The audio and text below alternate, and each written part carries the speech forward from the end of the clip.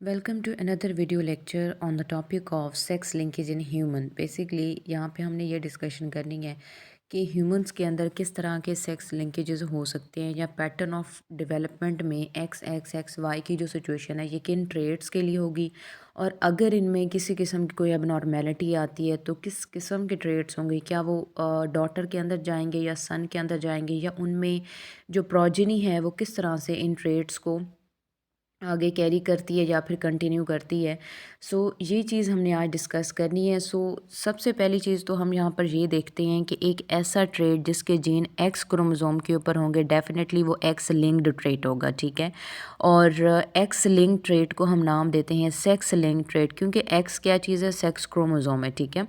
सो x link trait का क्या मतलब हो गया, सेक्स लिंक ट्रेट, ठीक है। इसकी मतलब ये है कि ऐसे जीन्स जिनके जो हम कहते हैं ऐसे ट्रेट्स जिनके जीन सिर्फ़ और सिर्फ एक्स के ऊपर मौजूद होंगे, क्योंकि वाई के ऊपर इसका कोई काउंटर पार्ट नहीं है या इसको अफेक्ट करने के लिए कोई चीज़ मौजूद नहीं होती है। सो एक्स लिंक्ड जीन वही होते हैं, यानी ऐसे ट्रेट जिनके जीन्स एक्स के ऊपर मौजूद होंगे वो एक्स लिंक्ड जीन्स होते हैं या सेक्स लिंक्ड जीन्स होते हैं, और वाई के ऊपर इसका कोई काउंटर पार्ट नहीं होता, ठीक है।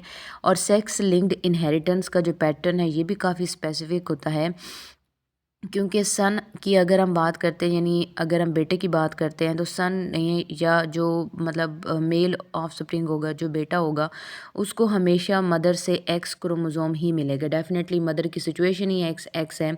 सो चाहे डॉटर हो तो उसको भी एक्स मिलेगा और सन को भी एक्स ही मिलेगा, ठीक है। तो इसमें क्या होता है कि उसको हमेशा हम कहते हैं कि जो है वो एक्स मिलेगा। लेकिन अगर हम डॉटर की बात करते हैं तो डॉटर को एक्स क्रोमोसोम हर एक पेरेंट से मिलेगा, यानी एक्स मदर से फॉर एग्जांपल मिलेगा और फादर से भी एक्स ही मिलेगा। सो अगर इसकी मदर के पास, यानी इसकी मदर के पास एक्स कहाँ से आया, इसके ग्रैंडफादर के पास, तो ग्रैंडफादर ये ट्रेट मदर को देगा और मदर ये ट्रेट आगे जो है वो डॉटर को देगी। यानी जो ग्रैंडफादर होगा ये अपना एक ट्रेट एक्स क्रोमोसोम के थ्रू जो है वो इसकी मदर को देगा, और मदर ये चीज़ आगे डॉटर के अंदर ट्रांसफ़र करेगी। तो ये जो होता है इनडायरेक्ट तरीके से, इनडायरेक्ट फैशन में आता है या क्रिस क्रॉस फैशन में, कि मैटरनल ग्रैंडफादर जो है, यानी जो इसके मदर्स के होंगे, यानी जो ग्रैंडफादर होंगे, यानी जो मैटरनल ग्रैंडफादर हैं P1 जनरेशन, वो अपनी डॉटर के थ्रू जो है ये ग्रैंडसन की तरफ, या हम कहते हैं कि जो सन होगा ये इसको ये ट्रेड देगा, यानी एक्स और एक्स की सिचुएशन है, ये एक्स उसके पास फादर की तरफ से आया था, तो ये एक्स आगे अगर अपने सन को देती है, और वाई तो जाहिर सी बात है इसके हस्बैंड की तरफ से आएगा, तो ये सिचुएशन जो होगी, ये वाले जो जीन्स होंगे ये बेसिकली उसके ग्रैंडफादर यानी कि उसके नाना की तरफ से उसके पास मौजूद होंगे, क्योंकि फादर तो सिर्फ उसको वाई क्रोमोसोम ही दे सकता है, ठीक है। इसी तरह हम बात करते हैं कि मॉर्गन ने जितनी भी वर्किंग की थी सेक्स क्रोमोसोम के ऊपर, जिसके इनहेरिटेंस के ऊपर, ये 1933 में काफ़ी ज़्यादा इस चीज़ पर फेमस हुआ और इसको नोबेल प्राइज़ भी मिला।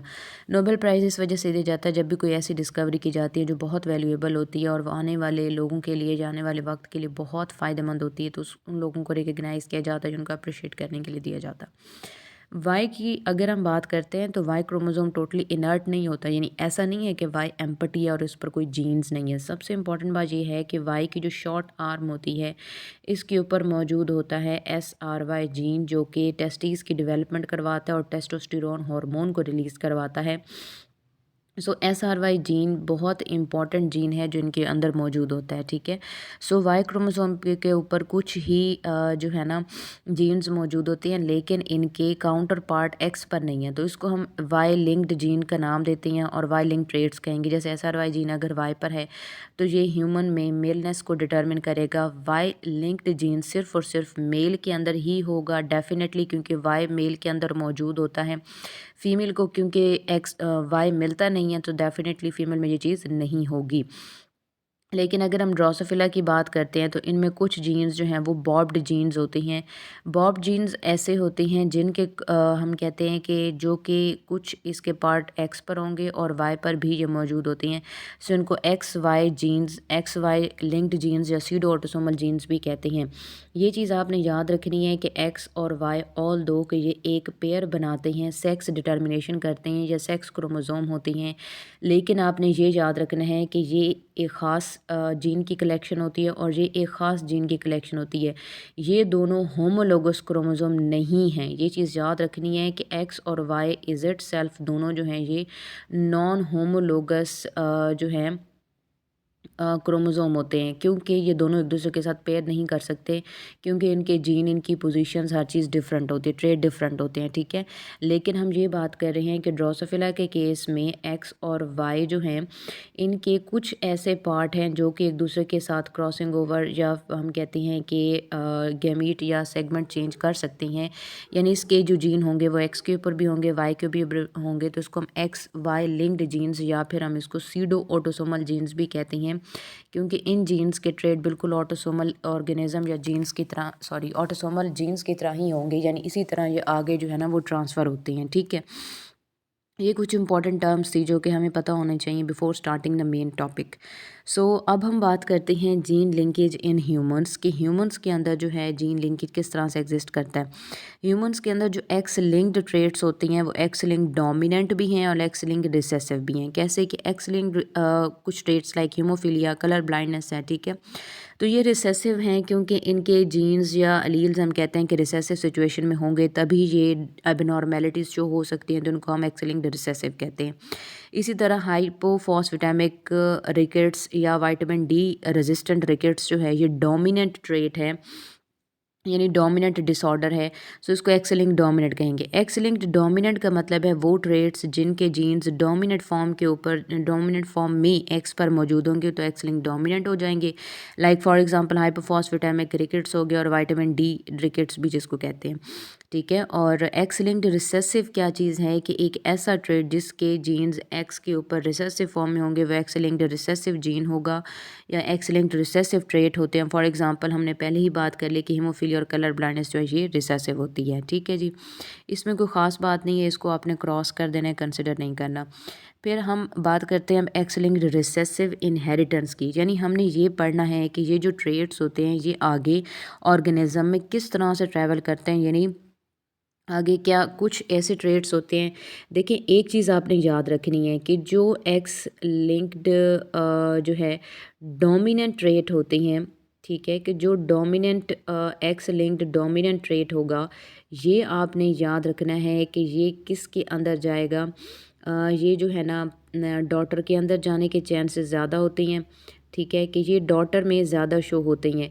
और लेकिन ये हम कहते हैं कि सन के अंदर भी जा सकते हैं। ये चीज़ आपने याद रखनी है कि सन के अंदर रेयर चांसेस हैं लेकिन ज़्यादा चांस है कि डॉटर में जाएगा और ये हमेशा मदर के थ्रू जाएगा, ठीक है। ये चीज़ भी आपने माइंड में रखनी है कि ये मदर के थ्रू जाएगा। जो एक्स लिंक्ड रिसेसिव होती हैं ना, एक्स लिंक्ड रिसेसिव ट्रेट जो होती हैं ये भी डेफिनेटली मदर की वजह से ही जाते हैं, लेकिन आपने ये चीज़ याद रखनी है कि ये सारे केसेस जो होंगे ये सन के अंदर ज़्यादा होंगे। क्यों? क्योंकि उसके पास एक ही एक्स होता है और अगर वो रिसेसिव हो तो ज़ाहिर सी बात है वो डिज़ीज़ उस बच्चे को हो जाएगा। एक्स लिंक्ड डोमिनेंट मदर जो होगी अगर उसको कोई डिज़ीज़ है तो एक्स लिंक्ड डोमिनेंट जो डिज़ीज़ होगा वो डॉटर में भी जा सकता है, सन में भी जा सकता है, लेकिन डॉटर में चांस उसके ज़्यादा होंगे क्योंकि उसके पास 2 एक्स क्रोमोसोम होते हैं। इसी तरह जो रिसेसिव ट्रेट होंगे एक्स लिंक्ड रिसेसिव वो सन के अंदर ज़्यादा चांसेस हैं क्योंकि इसके पास एक ही मौजूद होगा। ये चीज़ माइंड में रखनी है। अब हम रिसेसिव को पढ़ने वाले हैं, यानी हीमोफीलिया बहुत इंपॉर्टेंट टॉपिक है लॉन्ग क्वेश्चन के हवाले से। जेनेटिक्स ऑफ हीमोफीलिया की जहाँ तक बात है तो एक्स लिंक्ड रिसेसिव ट्रेट है। होता क्या है, ये एक ऐसा डिजीज़ है या डिसऑर्डर है जिसमें ब्लड क्लॉटिंग नहीं हो पाती, क्योंकि ब्लड क्लॉटिंग फैक्टर्स जो हैं डिफरेंट प्रोटीन्स होती हैं जो कि ब्लड क्लॉटिंग करवाती हैं और इन पेशेंट्स में वो एब्सेंट होती हैं। तो अगर इनको कोई माइनर सी इंजरी या कट भी लग जाता है तो उनका इतना ज़्यादा ब्लड लॉस हो जाता है कि इनकी डेथ भी हो सकती है, ठीक है। They can bleed to death का मतलब है कि इतनी ब्लीडिंग होगी माइनर कट की वजह से कि कोई इसमें क्लॉटिंग तो है नहीं तो ऑर्गेनिज्म की डेथ हो सकती है। अब हीमोफीलिया की 3 टाइप्स हो सकती हैं, हीमोफीलिया ए, बी एंड सी। ए और बी की जहाँ तक बात है तो ये दोनों non allelic recessive linked traits होते हैं। Non allelic x linked recessive का मतलब ये है कि non allelic sex linked recessive का मतलब ये होता है कि इनमें अलील वाला मसला नहीं है, इनमें प्रॉब्लम ये होती है कि इनसे आगे कुछ जो फैक्टर्स हैं, यानी जो हम कहते हैं कि ब्लड क्लॉटिंग फैक्टर हैं, वो चीज़ें एब्सेंट होती हैं। तो जो नॉन अलीलिक है, यानी अलील की वजह से इसमें सिचुएशन क्रिएट नहीं हो रही है, अलील जो है ना यहाँ पे लिंक नहीं कर रहा, बल्कि हम इसमें ये देख रहे हैं कि इस डिज़ीज़ के अंदर उनमें कुछ अगर फैक्टर एब्सेंट हैं तो डेफिनेटली वो हीमोफीलिया पेशेंट होंगे। और वाई की सॉरी अगर आप हीमोफीलिया सी की बात करते हैं तो ये ऑटोसोमल रिसेसिव ट्रेट है, ये दोनों मेल और फीमेल दोनों को अफेक्ट कर सकता है। अब हीमोफीलिया ए और बी सबसे ज़्यादा पाए जाते हैं। हीमोफीलिया ए जो है ना ये काफ़ी कॉमन है क्योंकि 80% लोगों में यही होता है, और ये फैक्टर 8 की जो है ना एबनॉर्मेलिटी की वजह से होता है, यानी वो एब्सेंट होता है। आपने ये चीज़ याद रखनी है कि जो ब्लड क्लॉटिंग कैस्केड है उसमें ऑलमोस्ट 12 डिफरेंट रिएक्शंस होती हैं, और हर रिएक्शन के लिए एक फैक्टर यानी कि एंजाइम, या हम कहते हैं कि एक फैक्टर यानी कि ब्लड क्लॉटिंग प्रोटीन का होना ज़रूरी है। ठीक है, एक अपना रिएक्शन कंप्लीट कर लेगी तो दूसरी अपना रिएक्शन कंप्लीट कर देगी, और करते करते 12 स्टेप पूरे होंगे तो ब्लड क्लॉट हो जाएगा। यानी ये एक सीरीज़ ऑफ रिएक्शन है, दैट्स व्हाई हम इसको ब्लड क्लॉटिंग कैस्केड कहते हैं। कैस्केड का मतलब है series of reaction in which each reaction specify the way for other, यानी एक कंप्लीट होगा तो दूसरा शुरू हो जाएगा। सो इसमें इसी को हम कैस्केड कहते हैं। सो हीमोफीलिया ए जो होगा इसमें हम कहते हैं कि जो पोजीशन नंबर 8 वाला रिएक्शन है, यानी जो फैक्टर 8 है, ये एब्सेंट होती है। हीमोफीलिया बी में 20% चांसेस होते हैं, और ये फैक्टर 9 की डेफिशिएंसी की वजह से होगी कि इन लोगों में फैक्टर 9 नहीं होता।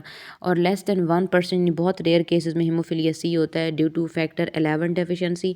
अब ये चीज़ आपने याद रखनी है कि फैक्टर 8 की एबनॉर्मेलिटी से ए होता है, 9 की वजह से बी होता है, और 11 की वजह से हम कहते हैं कि 8 की वजह से ए, 9 की वजह से बी, और 11 की वजह से होता है इसमें सी। तो ये एमसीक्यूज़ के हवाले से बहुत इंपॉर्टेंट है। अब एक्स लिंक्ड रिसेसिव होने की वजह से हीमोफीलिया जो होता है, और ए और बी जो हैं ये विमेन के अंदर जो है ना ये हम कहते हैं कि ज़्यादा होते हैं, क्योंकि एक्स लिंक्ड रिसेसिव है ना। रिसेसिव इन दैट केस के देखें ना, अगर फीमेल है ना तो उसके पास 2 एक्स क्रोमोसोम है, तो सिचुएशन ये होती है कि ये रिसेसिव की हम बात कर रहे हैं ना, तो अगर उसके पास कोई भी डोमिनेंट जीन मौजूद होगा, कैपिटल डी अभी मैं जनरली बता रही हूँ, तो डी डोमिनेंट है तो जाहिर बात है कि वो जो है ना कैरियर हो जाएगी, लेकिन वो सेफ़ रहेगी क्योंकि साथ जो है ना ये चीज़ मौजूद है।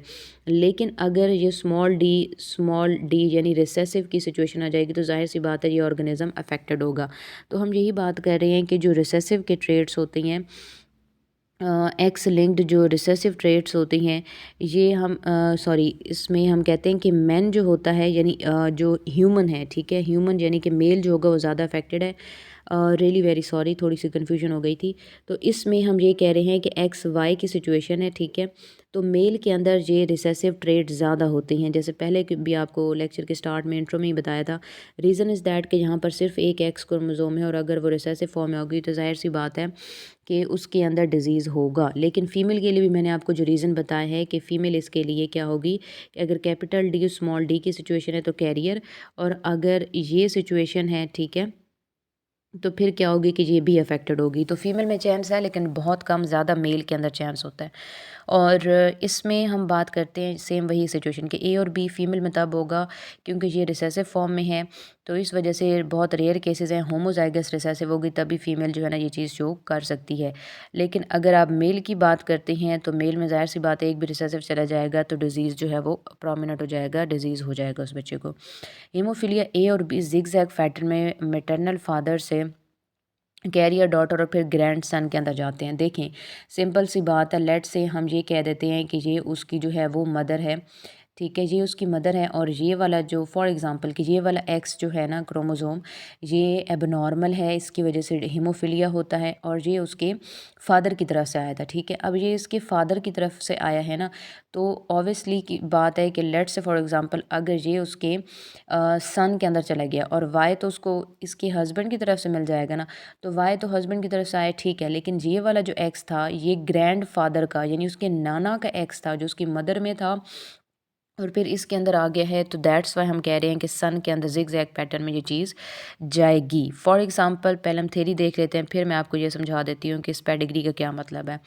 अब देखिए, अगर हम एक सिचुएशन डिस्कस करते हैं, ये सिचुएशन नंबर 1 में, तो हम ये कहते हैं कि जो आपको यहाँ पे फादर नज़र आ रहा है, ठीक है, फादर इसका अफेक्टेड है, दैट्स वाई ये आपको जो है ऑरेंज बॉक्स नज़र आ रहा है। अब ये फादर इसका क्योंकि अफेक्टेड है, तो मैं आपको यहीं से समझा देती हूँ। हम ये चीज़ बात कर रहे हैं कि मैरिज लाइन 1 की अगर आप बात करते हैं ना, तो मदर जो है ये इस चीज़ के लिए बिल्कुल नॉर्मल है, क्योंकि ये डोमिनेंट वाली है, डोमिनेंट है तो नॉर्मल है। लेकिन रिसेसिव में जो है ना, इसके अगर हम फादर की यानी कि हम इसके हस्बैंड की बात करते हैं, तो इसका हस्बैंड जो है वो अफेक्टेड पेशेंट है, यानी कि वो हीमोफीलिया का पेशेंट है, ठीक है। अब हीमोफीलिया का पेशेंट है और ये एक्स की बात हो रही है, तो ज़ाहिर सी बात है कि या तो हीमोफीलिया ए होगा या बी होगा, ठीक है। अच्छा, यहाँ पे क्या है कि क्योंकि ये अफेक्टेड पर्सन है और आगे इनके 2 बच्चे होते हैं, यानी ये डॉटर होती है और साथ में ये इसका सन, ठीक है। अब सन की सिचुएशन क्या है कि ज़ाहिर-सी बात है, फादर की तरफ से तो वाई ही मिलेगा और मदर की तरफ से डोमिनेंट, क्योंकि दोनों ही डोमिनेंट एच इसके पास हैं, तो सन जो है वो तो सेफ़ हो गया, उसको कोई बीमारी नहीं है, कोई हीमोफीलिया नहीं है। डॉटर का क्या केस है कि मदर की तरफ से तो नॉर्मल उसको कैपिटल एच मिल गया है, लेकिन फादर की तरफ से ज़ाहिर-सी बात है कि ये वाला जो एच होगा, फिर रिसेसिव वाला वो यहाँ पे आ जाएगा, तो डॉटर कैरियर डॉटर होगी, ठीक है। डॉटर क्या सिचुएशन शो करी है कि अगर ये इसके पास आया है और ये चीज़ यहाँ पे आ गई है, तो डॉटर क्या है, कैरियर होगी, यानी इसको बज़ाहिर डिज़ीज़ नहीं होगा, लेकिन इसके पास ज़ाहिर सी बात है कि ये कैरियर तो है ना, हेटेरोज़ाइगोट है, ख़ुद तो नॉर्मल होगी, लेकिन ये आगे ट्रांसफ़र ज़रूर करेगी इस डिज़ीज़ को। अगेन इसकी हम सेकंड मैरिज लाइन देख लेते हैं। इसकी शादी जिससे होती है, जो इसका हस्बैंड होगा, वो अब खुद क्या है कि वो नॉर्मल पर्सन है। ये याद रखना है कि ये नॉर्मल पर्सन है, ये अफेक्टेड डॉटर है उसकी। तो होता क्या है कि पहली तो इसकी जो डॉटर होगी, या इसके कंपैरिजन में जो ग्रैंड डॉटर है, ठीक है, तो वो क्या है, बिल्कुल नॉर्मल, क्योंकि मदर की तरफ से भी डोमिनेंट आ गया, फादर की तरफ से भी डोमिनेंट आ गया, तो एक्स एक्स ये कंडीशन हो गई है, ठीक है जी। फिर दूसरी सिचुएशन में क्या है कि मदर की तरफ से डोमिनेंट आ गया, सॉरी, मदर की तरफ से, यानी ये जो इसका फादर होगा, फादर की तरफ से ये डोमिनेंट आ गया और मदर ने अगर स्मॉल एच दे दिया है, तो जाहिर सी बात है कि ग्रैंड डॉटर अगेन कैरियर हो जाएगी। और ये जो इसके पास स्मॉल एच आया है, ये किसका था, ये वाला स्मॉल एच है, ठीक है, कि हम ये बात कर रहे हैं कि ये वाला जो स्मॉल एच है, अब इस ग्रैंड डॉटर के स्मॉल एच में आ चुका है, यानी ये कैरियर है due to his grandfather, इसके नाना की वजह से ये कैरियर बन जाएगी, ठीक है। और ये अगेन नॉर्मल है, क्योंकि वाई फादर की तरफ से आ गया और डोमिनेंट एच, नॉर्मल एच जो है वो मदर की तरफ से आ गया। अब ये सिचुएशन क्या है कि अगर वाई फादर ने दिया और जो रिसेसिव एक्स है वो ग्रैंडसन के पास आ जाएगा, तो ये भी अफेक्टेड है लाइक एज हिज ग्रैंडफादर, ठीक है। सो ये आपने याद रखना है कि ये वही स्मॉल एक्स है जो ग्रैंडफादर के अंदर मौजूद था, एक्स और स्मॉल एच। और अगर ये डॉटर के अंदर आए तो वो कैरियर है, क्योंकि उसके साथ एक नॉर्मल मौजूद है, तो वो सिर्फ कैरियर होगी, उसको बीमारी नहीं होगी, ठीक है, वो नॉर्मल होगी खुद, लेकिन है कैरियर। और ग्रैंडसन अफेक्टेड होगा। तो यही हमने पहले ही बात की है कि जो रिसेसिव ट्रेट होते हैं वो बिल्कुल एक ज़िग-ज़ैग पैटर्न में जाते हैं कि जो ग्रैंडफ़ादर होता है वो अपनी डॉटर को देता है, तो वो कैरियर हो जाएगी, और डॉटर आगे अपने सन के अंदर ये डिज़ीज़ ट्रांसफ़र करती है, तो वो अफेक्टेड हो जाता है, लेकिन उसकी जो डॉटर होगी वो सिर्फ़ और सिर्फ कैरियर के तौर पे काम करेगी। तो ये होता है ज़िग-ज़ैग पैटर्न, यानी ये जो पैटर्न ऑफ डिज़ीज़ था ये यहाँ पे आया, ठीक है, फिर उसके बाद यहाँ पे आया है, ज़िग-ज़ैग पैटर्न के अंदर आया, यानी डायरेक्ट ये इस तरह से ट्रांसफ़र नहीं हुआ, बल्कि ये इस तरह से एक पाथवे के थ्रू ज़िग-ज़ैग पैटर्न में ट्रांसफ़र हुआ है। ये बहुत इंपॉर्टेंट टॉपिक है। यहाँ पर आपको जो क्वेश्चन आता है वो ये आता है, discuss the genetics of haemophilia in detail. तो ये लॉन्ग क्वेश्चन है, बहुत इंपॉर्टेंट है, और आपको ये पेडिग्री भी बनानी पड़ेगी। ये बहुत ही आसान है, समझने वाली बात सिर्फ इतनी है कि आपने ये चीज़ समझनी है। फिर ठीक है, ज़ाहिर सी बात है कि इनके 2 बच्चे हैं, जिसमें से जो फीमेल होगी उनके साथ एक सेकेंड लाइन बन जानी है, जिसके एंड पर 4 जो है ना ऑर्गेनिज़म है, और आपने ये पेडिग्री बता देनी है। तो ये हम लॉन्ग क्वेश्चन ही है, इसको बहुत इंपॉर्टेंट है, तो आपने तैयार करना है। Discuss genetics of haemophilia in detail, यहाँ से ये आपको लॉन्ग क्वेश्चन आ जाएगा। इससे पहले वाला जो है वो जस्ट आपने रीड आउट करना है, ताकि आपको थोड़ा सा टर्मिनोलॉजीज़ की समझ हो। फिर उसके बाद सेकंड जो ट्रेट आता है दैट इज़ कलर ब्लाइंडनेस। अब कलर ब्लाइंडनेस की हमने पहले ही बात कर ली थी कि रिसेसिव में दो ही ट्रेट आपके पास हैं, एक वो हीमोफीलिया जो अभी पढ़ा और दूसरे उसके बाद क्या है कलर ब्लाइंडनेस।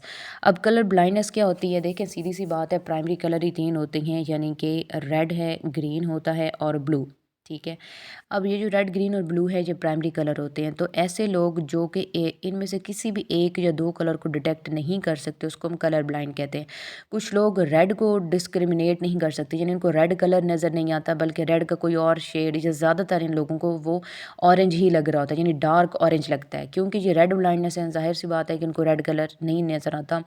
ग्रीन जो है उसको भी कोई और शेड नज़र आएगा लेकिन वो ग्रीन नहीं होगा। इसी तरह ब्लू जो है वो भी उसको कोई और चीज़ नज़र आएगी लेकिन वो ब्लू नहीं होगा। सो रेड ग्रीन और ब्लू के लिए ये ब्लाइंडनेस होती है। और रीज़न क्या है कि ये जो ट्राइक्रोमिक कलर, यानी यही तीन की हम बात करें, ट्राइक्रोमिक कलर्स जो होते हैं ये तीन डिफरेंट कलर हैं जो कि रेटिना के अंदर कौन सेल मौजूद होते हैं जो उनको डिटेक्ट करते हैं। यही तीनों प्राइमरी कलर हैं, यानी कि रेड ग्रीन और ब्लू। और हर एक कलर की जो होती है स्पेसिफिक लाइट होती है, एब्जॉर्बिंग पिगमेंट होती है, प्रोटीन होती है जिसको हम ऑप्सिन का नाम देते हैं। ठीक है, ऑप्सिन ये लाइट एब्जॉर्ब करेगी तभी हमें वो कलर नज़र आएगा, हम उसको डिटेक्ट कर सकेंगे। सो जीन्स जो कि ग्रीन और रेड ऑप्शन के लिए होते हैं वो एक्स क्रोमोसोम के ऊपर होंगे, और जीन जो कि ब्लू ऑप्शन के लिए होते हैं वो ऑटोसोम नंबर 7 पर होती हैं। ठीक है। सो अगर इनमें कोई म्यूटेशन होगी तो जाहिर सी बात है कि ऑर्गेनिज्म जो है वो कलर ब्लाइंड होगा। अब ये डिफरेंट टाइप की कलर ब्लाइंडनेस है। एक डाइक्रोमेट ऑर्गेनिज्म ऐसा है जिसको दो colours at the same time नज़र नहीं आते। फॉर एग्ज़ाम्पल हमने यहाँ पे अभी बात की है ना कि जो ग्रीन और ये रेड और ग्रीन जो है ये एक्स क्रोमोसोम के ऊपर है। अब एक्स क्रोमोसोम के ऊपर अगर हम ये बात कर रहे हैं कि रेड और ग्रीन की जो है ना ब्लाइंडनेस है तो जाहिर सी बात है ये डाइक्रोमेट है। अगर इसके पास डिफेक्टिव एक्स है तो ये ना तो रेड को देख सकता है ना ही ये ग्रीन को देख सकता है, तो ये डाइक्रोमेट हो जाएगा। ठीक है, यानी इसको रेड ग्रीन कलर ब्लाइंडनेस हो जाएगी कि ये इसको नहीं देख सकता। दूसरी सिचुएशन हमारे पास क्या होती है जिसको हम सिर्फ प्रोटोनोपिया या मोनोक्रोमैट की बात करते हैं। अब प्रोटोनोपिया क्या होता है, रेड ब्लाइंडनेस, यानी वो रेड को नहीं देख सकता। ड्यूटरोनोपिया क्या होता है, ग्रीन ब्लाइंडनेस होती है। ट्राइटोनोपिया ब्लू ब्लाइंडनेस होती है। कुछ लोग ऐसे होते हैं जिनको रेड और ग्रीन डिटेक्ट नहीं कर सकते बल्कि ऑल्टरनेटेड परसेप्शन, जैसे भी मैंने आपको कहा है कि रेड उनको ऐसे लगता है जैसे बहुत ही डार्क ऑरेंज हो, और ग्रीन भी उनको कुछ और ही लगता है लेकिन ग्रीन नहीं होता, वो कोई और बहुत ही डार्क शेड हो जाता है लेकिन ग्रीन नहीं होता। ठीक है।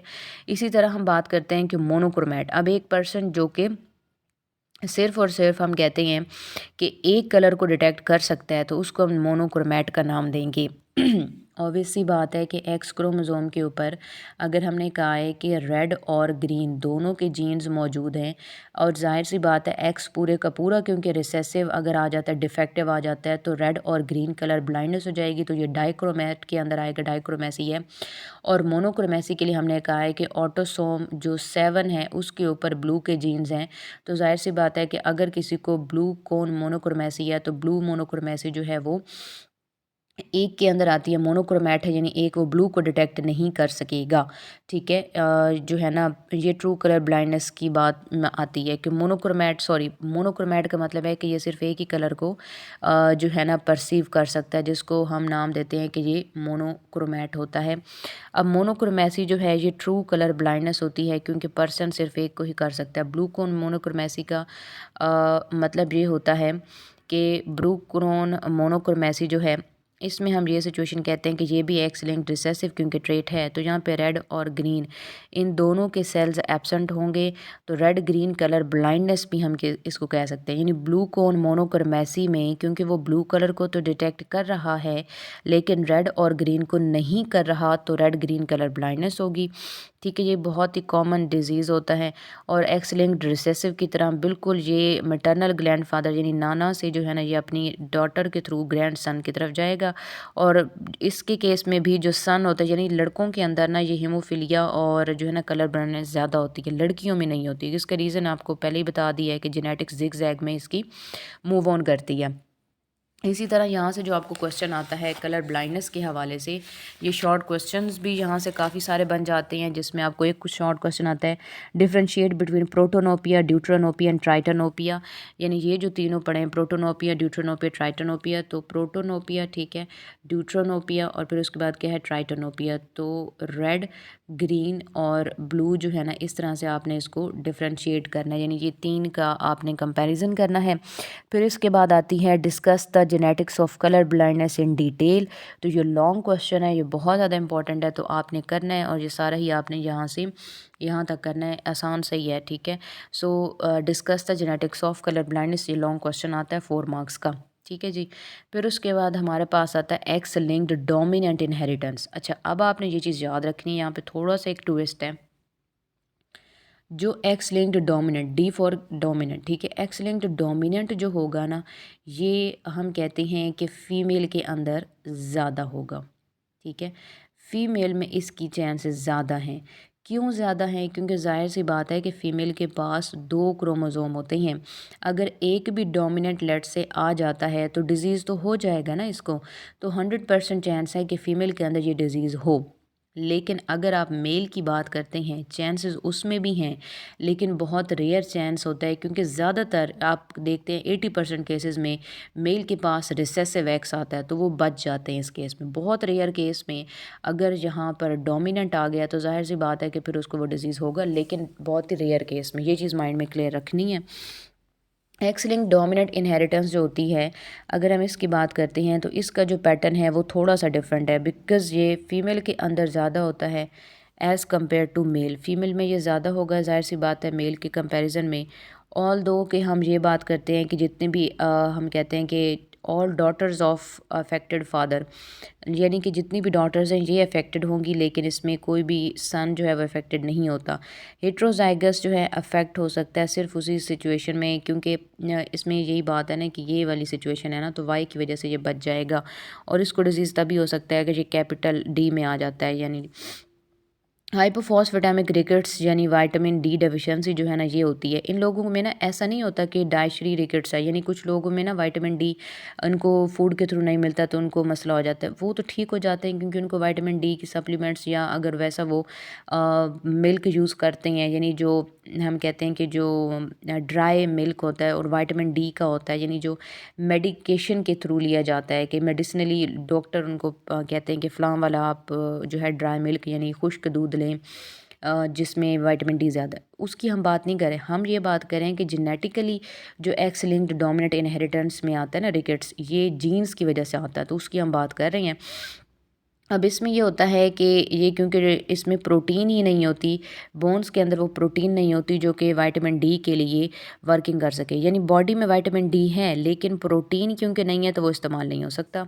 अब होता ये है कि अगर हम ये बात करते हैं कि इसकी जो मदर है वो स्मॉल डी, और स्मॉल डी बिल्कुल नॉर्मल है, लेकिन फादर यानी इसका जो हस्बैंड है, सॉरी, कि इसकी जो वाइफ होगी वो तो नॉर्मल पर्सन है, ठीक है, लेकिन जो हस्बैंड है वो अफेक्टेड है।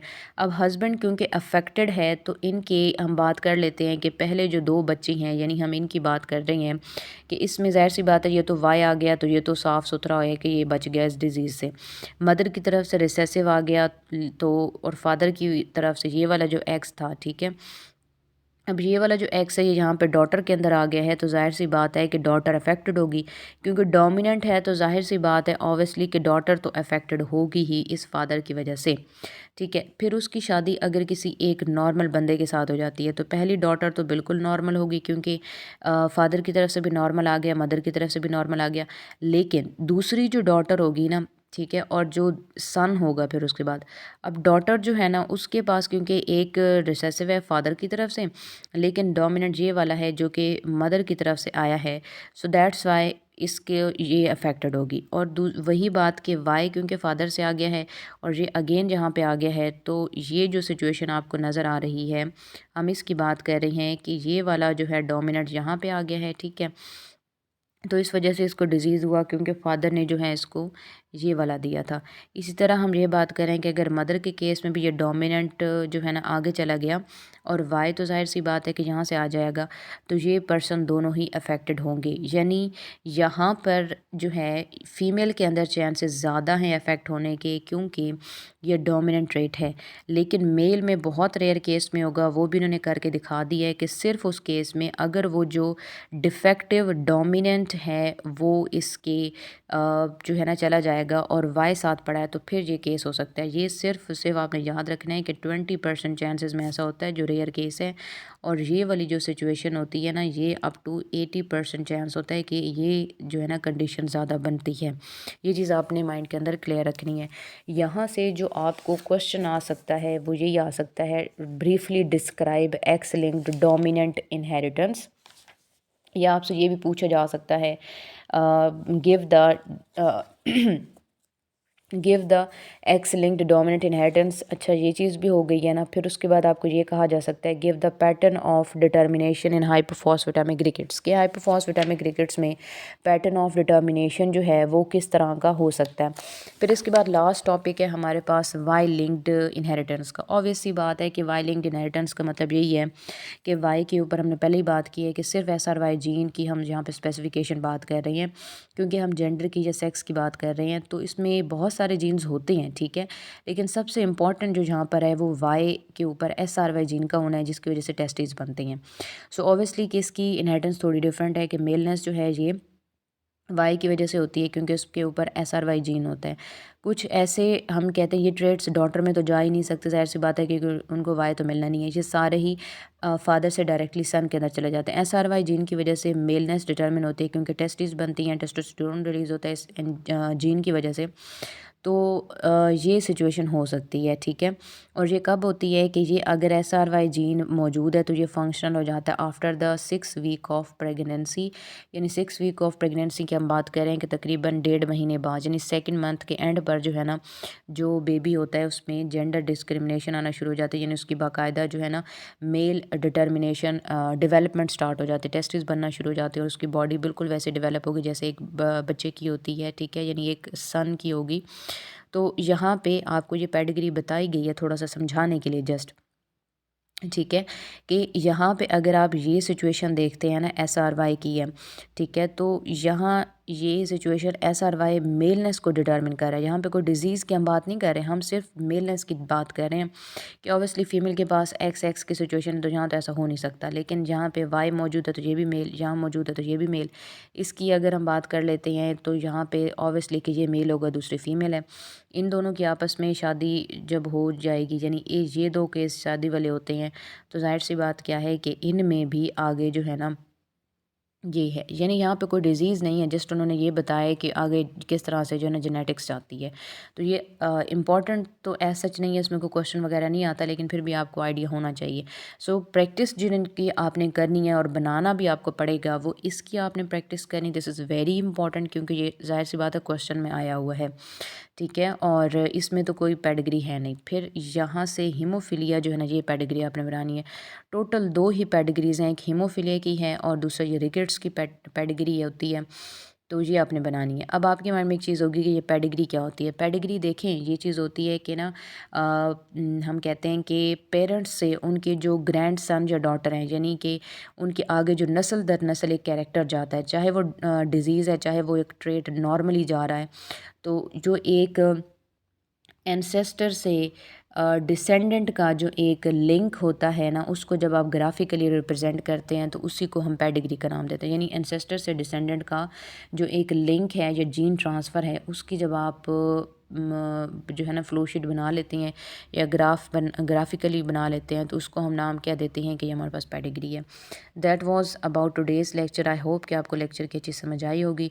Till the next video lecture, wish you all the very best and good luck.